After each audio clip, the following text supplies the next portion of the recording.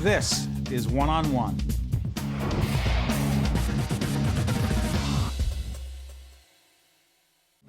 Hi, I'm Steve Adubato. I want to introduce for the first time here on One-on-One Mr. Jorge Cardenas, Vice President, Asset Management, Centralized Services, PSE&G. George, so you're here to talk about a PSE&G plan, very important plan called Energy Strong. We've talked to Ralph LaRosa, who helps lead your company. This plan, Energy Strong, talked about post-Hurricane Sandy to deal with what?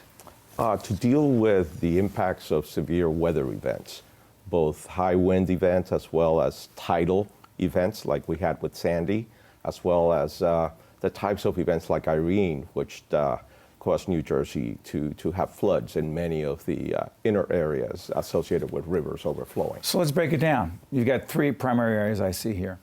We needed to deal with switching stations. What does that mean? 29 repairing and upgrading switching stations. What does that mean? It means that for the first time in 50, 70 years, stations that had never seen water as a result of the tidal surge associated with Sandy. Is that a switching station we're looking at right there?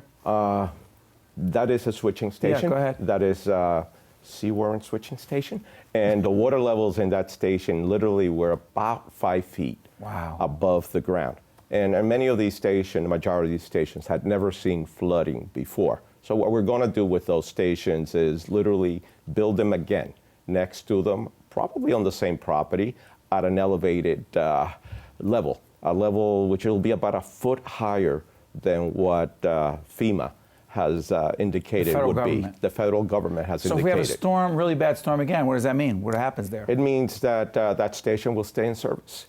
So we don't lose power. Well, the station will not, and many customers will not, unless there's damage to the wires that are out on the street that come out of the station and feed your home. Okay, those would still be damaged, but you would have power in the station and out. The other thing I talked to Ralph LaRosa about that I want you to talk about as well, we talked to Ralph LaRosa on Capital Report. He's also been on our sister program, NJTV News, talking about this. Creating redundancy, that's what part of the Energy Strong plan is. Well, I'm thinking redundancy, that's not a good thing, but it is a good thing. It is a good thing in terms of the electrical system, because if you have only one source of electricity and that source is severed from its source, the wires, then you lose power. If you can feed that in a loop from another direction, then those customers can be restored automatically without having to do anything. That's redundancy? That's redundancy. We have some of those systems in place where we have two feeds. We want to bring in a third feed. That way, even if you lose two feeds, you would still maintain service to the majority of your customers. So you're backing it up? It's a backup. How about this one? Smart grid technology. Okay. So a lot of people talk about smart grid. They think that it's all about a meter. It's not about a meter. For us, what it means is we're going to put these protective devices on our circuits that will tell us where the damage occurred so that we can dispatch people to that location. These devices that will protect the circuits will talk to each other as well, and in so doing know where to open and close such that you can restore the majority of the customers when an event takes place. Now, you said to me right before we got on the air that Energy Strong is a start. It is a start. There's much more to be done. We have approval to invest $1.2 billion. That'll be done over the next 3 years. We see this as a more of a 10-year program.